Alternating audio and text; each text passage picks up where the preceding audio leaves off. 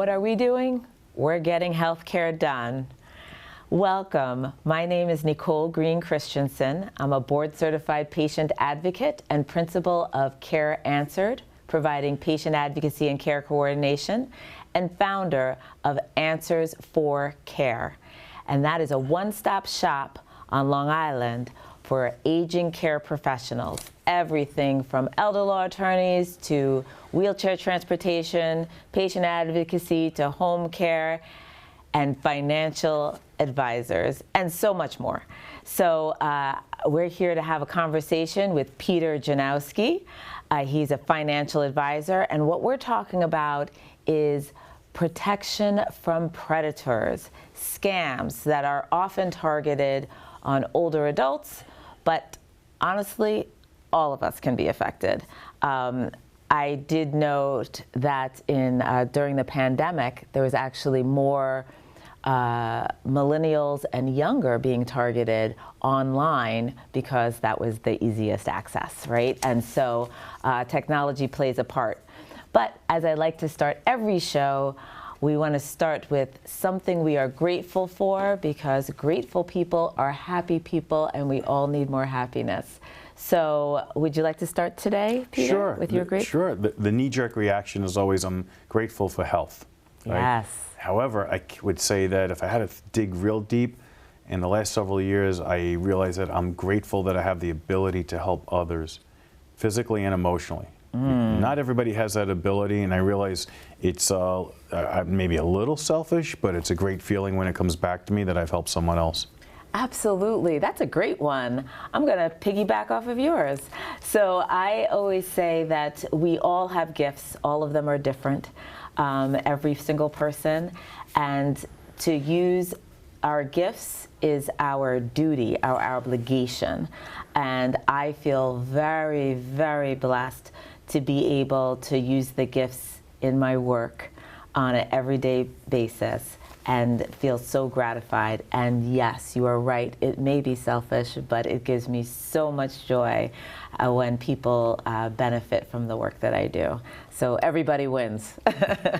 So let's get into it. It's a topic that comes up often in my line of work as a board-certified patient advocate, trying to help, say, a mom who's in her second marriage, and I had this case a few years ago in which her spouse, great guy, but was being taken advantage by so many people. We would just meet them face to face. This has nothing to do with the internet. Yeah. And he would go shopping or something, and there must have been something about him, his kindness, that people would say, oh, can I have something, and then befriend him and take more and more.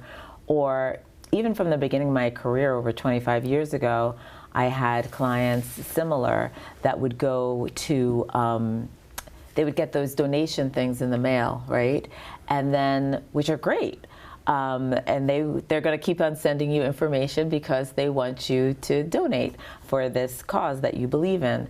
But people not understanding their actual financial capabilities and really giving all of their money away to these charitable, great organizations, but leaving nothing for themselves because there's nobody there to tell them you actually don't have that money, and having checks bounce back in the day. So, so there's so many ways, whether it's intentional or not. There is a lot of intentional scamming, but what can we do as family members, as just humans living in this world? What are you seeing that we can maybe help ourselves with? You know, a lot of it is the obvious. Everybody, you hear about it all the time, the internet scams, the phone scams, the grandparent scams, and it's very easy to come up with mechanical solutions. So in other words, with the phone scams, the easiest thing to do is in a family is have a safe word.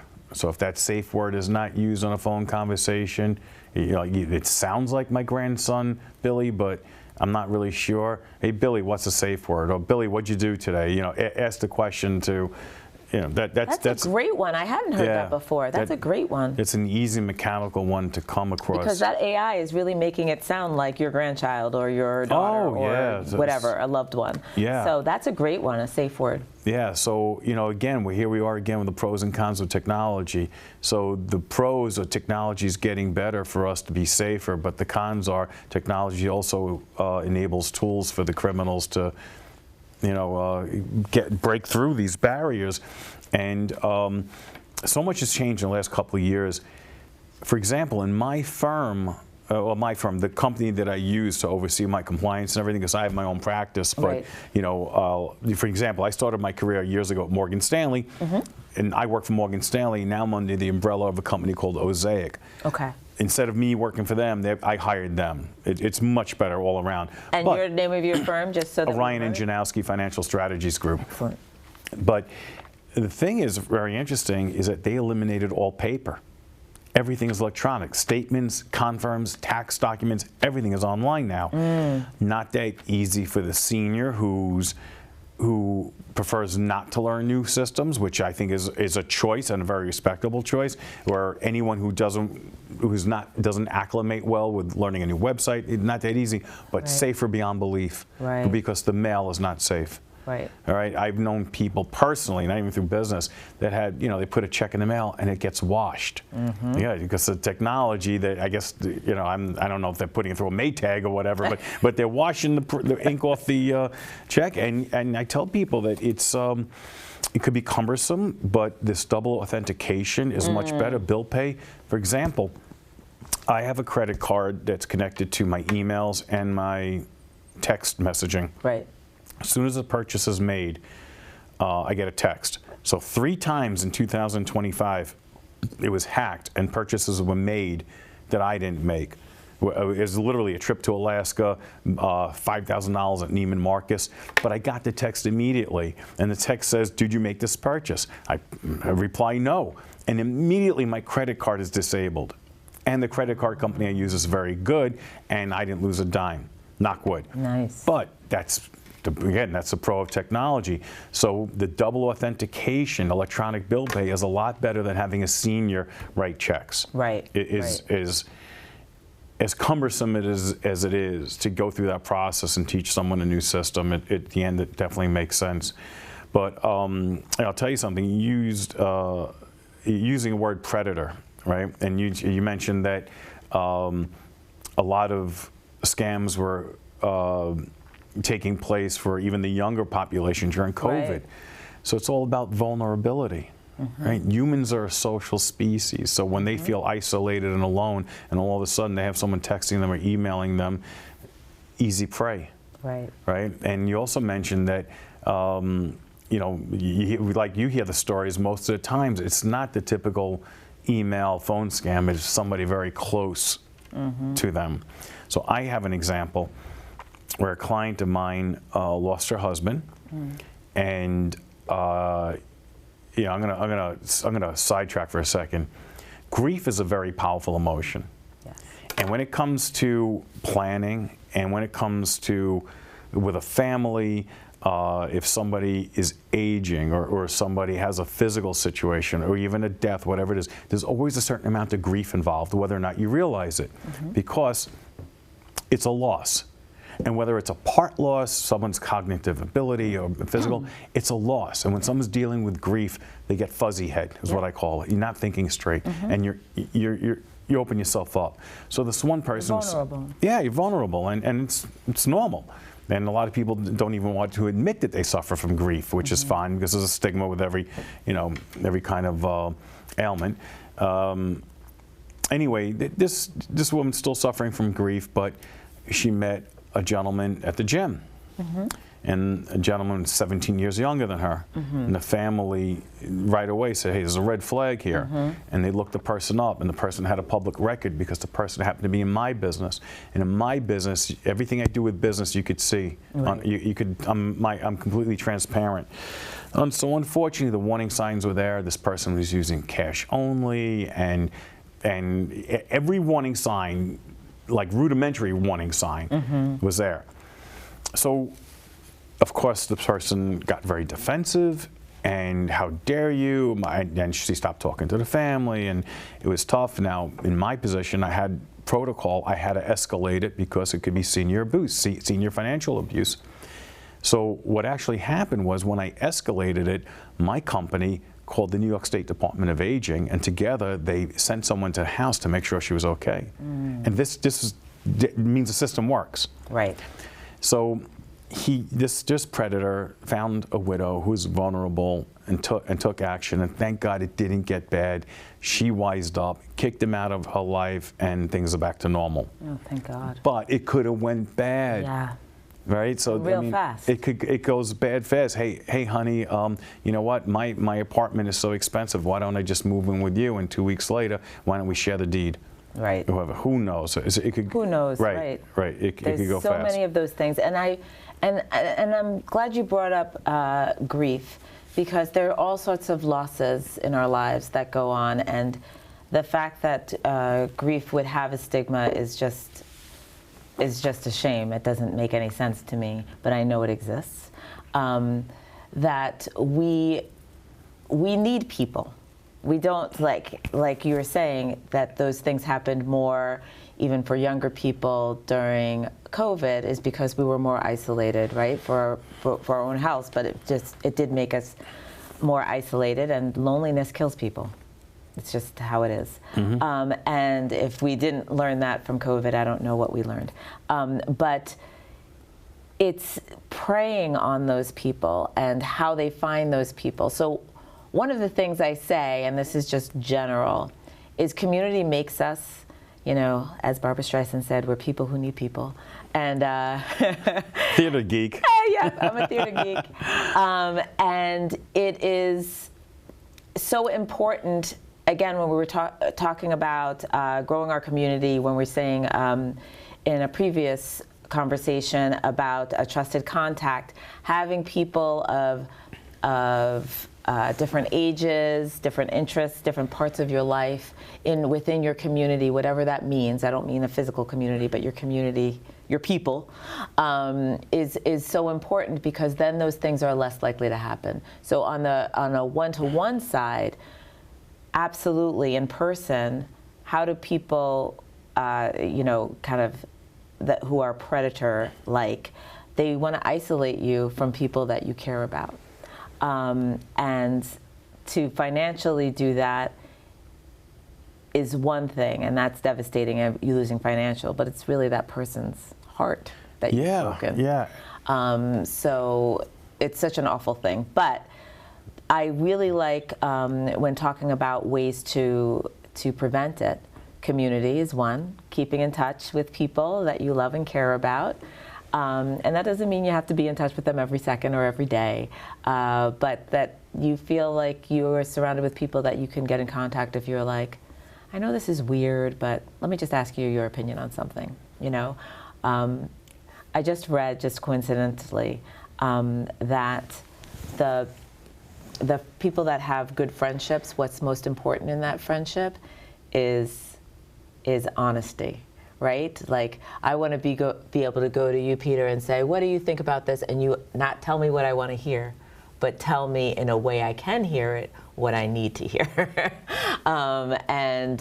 So bringing those kinds of people in our lives, making sure we're cultivating those relationships are so important. It's also very rare. And anyone who has that kind of relationship is extremely lucky, because it is rare. A friend of mine once told me, if you could count the amount of true friends you have on one hand, even, you're lucky. You're one of the most fortunate people on earth. So what does it have to do with protecting our loved ones, right? Right. So I just lost 4 trains of thoughts because I was so focused on what you were saying so well.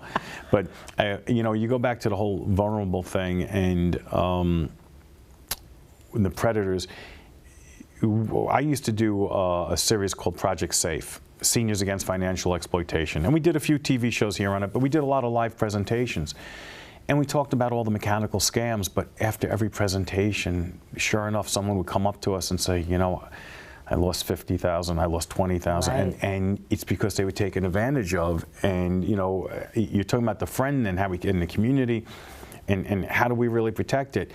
So unfortunately, even though there's ton of information out there about how to set up your estate and the importance of that healthcare proxy and power of attorney and getting all these things in place in case something happens. It's almost like who's watching them though? So even though you have a power of attorney, there's no second set of eyes on the power of attorney unless you have a trusted contact. Right.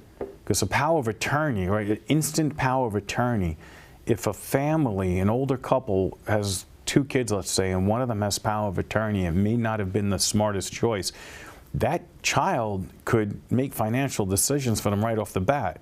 So like in my situation, if I had a couple that were clients and one of their children came in and proved that their power of attorney and they said to me, sell everything and give me a check, guess what?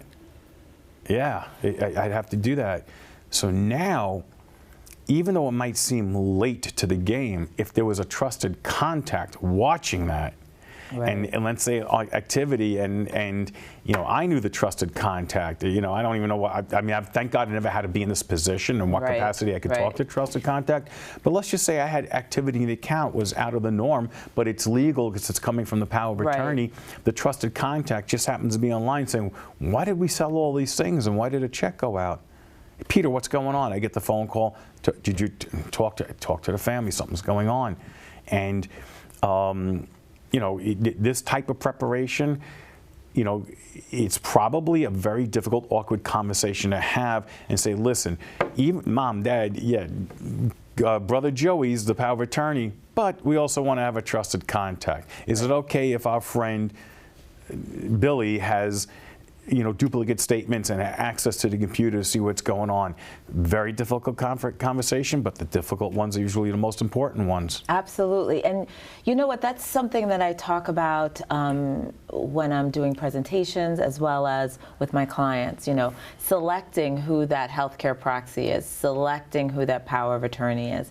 It has nothing to do with who loves you the most. It has nothing to do with, well, I want to give all my kids a job. It has to do with who is going to carry out the decisions you would want for you. You can't speak them, but you're having these conversations regularly and often, and you feel like they can carry it out. Because none of these things are to be done lightly. I say, and I joke kind of, in New York, a healthcare proxy who makes your decisions, medical decisions, if you are incapacitated, they could not know, right? Because in New York, it's 2 witnesses. 2 witnesses have to sign it, the healthcare proxy. There's no signature required from the person that you're naming healthcare proxy. So there are people that are healthcare proxy by surprise. And that is no good. That is giving somebody all of this authority, and oftentimes they haven't had those conversations with those people. Just for I mean, you and I know a lot about this, but when we say 2 witnesses other than the people who are choosing the healthcare proxy and the healthcare proxy themselves, it could be anyone. Just 2 witnesses that saw them sign the document. 2 witnesses, generally the healthcare the person who is getting the healthcare proxy. So let's say I was making you my healthcare proxy. So I fill out the paper, I put Peter Janowsky, and then I go over to my neighbor's house to say, like, this is actually what I want, and they sign it. So you could not know that you're my healthcare proxy. So I do not suggest that at all. And even when people know and they haven't had that conversation, that's putting people in a horrible place. So I know people that have lived their whole lives not knowing if they made the right decision because those conversations, they knew they were healthcare proxy, but those conversations never took place. So they have no idea. They're just making the decision on their own. That's not what it's supposed to be, just like power of attorney. It's not you making the decision as power of attorney. You're just speaking on behalf of somebody who cannot speak for themselves at that time. So choosing those people is so important, and then this added trusted contact seems to make so much sense to me, because again, there could be your power of attorney and they're overwhelmed. They were always financially great. So one of the things that you look at, I believe, when working with my elder law attorney friends and people like you, is how financially sound are they? Are they going to be okay? Or are they going to be potentially have the temptation of utilizing your money because they're in bad straits, right? So you want to think about those. Nobody's thinking whoever they selected would do that, of course, but people are also human, so we have to think about those things and decide what we want and who we choose. So those are just so important. And again, power of attorney is no joke. It's serious. It's serious, and there's some big decisions. And I say healthcare proxy because I'm a patient advocate, but care costs money. So if you have, this is what I have typically, and you can let me know if you've had similar experiences. The caregiver, the one that lives nearby, I'm going to make generalizations just from my experience. So it's the daughter lives nearby, does the day-to-day. She's healthcare proxy. Their son, who's the oldest, lives in California, let's say, and they're the power of attorney. Healthcare proxy daughter says they need this and they need that, which costs money, but it's for their care. Power of attorney in California says no, they don't. They'll be fine. So when those conversations aren't happening, then you're not getting, you as the end user, the patient, if you will, is not getting the care that they need because there's no money to get the care that you need, but you have the money to get the care you need. So those conversations between all of those people and in what you just suggested, the contact person, trusted contact, is so important. Yeah, so like with the power of attorney, it's probably more for a conversation with an attorney about, hey, look, what can we do to change a power of attorney? That's, it's not in my wheelhouse, but I could tell you that trusted contact with the money situation. I don't know if this is the best analogy, but police departments have internal affairs divisions to watch the police, right? So who's watching the trusted contact? That's kind of how I'm just starting to look at it, just based on this conversation now. Yeah. And like I was saying before, you could look at all the scams that, call it senior scams across the country. You could Google it. I don't have the numbers, but it's in the billions. Everything from construction scams to, someone's distracting someone at their front door while someone else goes and robs a house. You lump it all together to literally billions of dollars, and there'll always be criminals and there'll always be vulnerable people. But if we have the opportunity to take steps to protect as much as we can, we should. Yes, absolutely. And it takes again, it's hard. It's like, hey, listen, who wants to go to their son or child and say, it's not that I don't trust you, but I want to have that trusted contact as well. Again, the other things that don't get reported, right? How about all the senior crimes that don't get reported because they don't want to lose their dignity? And I'm sure, and like I was saying before, when I gave these presentations, and when we did it with John, a lot of these stories were not the phone scams. A lot of these stories were, my aunt in Staten Island was going downhill, and we got caregivers, and guess what? They own the house now. It's just amazing, and you're not going to report it. You just you should immediately go to the police, go to the DA's office. There are resources, and sometimes it does come back, but there's a certain amount of humility involved. Well, and that's what I would love for people to understand. There is nothing to be ashamed of. People are. I know it's natural, it's human nature, but I'm trying to do my part to destigmatize it because these people are professionals. They know what they're doing. Like, you are not. You're just living your life as yourself. So it's nothing to be ashamed of. And I think if we lessened that stigma, then we would be able to hear it, and we'd be able to get more of these criminals, honestly. Yeah, on a general social scale, I agree with you. There's a lot of stigmas in this country. Oh, a lot. so many. But I think what we're talking about here is in the nucleus of the family, and senior's going to be very concerned if there's a child that's abusive or just harsh in general, and the senior doesn't. I don't want my daughter coming back to you and hearing say, "Oh, Dad, how could you be so stupid?" Right. That's the thing. That's the thing. That's why. That's what I'm saying. Like, if we just understand, if we try to understand that there's nothing stupid about it.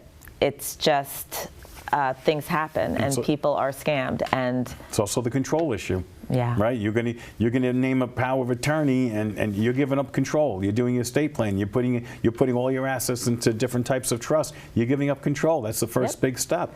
Well, the other thing that I will say is that I think that as we go on, and like my kids won't have, hopefully, God willing, won't have that same stigma, because I, unlike generations before me and even people in my generation, I share those things, not the nitty-gritty of finances, but I want them to know, because I actually spoke with this one gentleman that was saying, you know, I never shared any of financial information with my kids.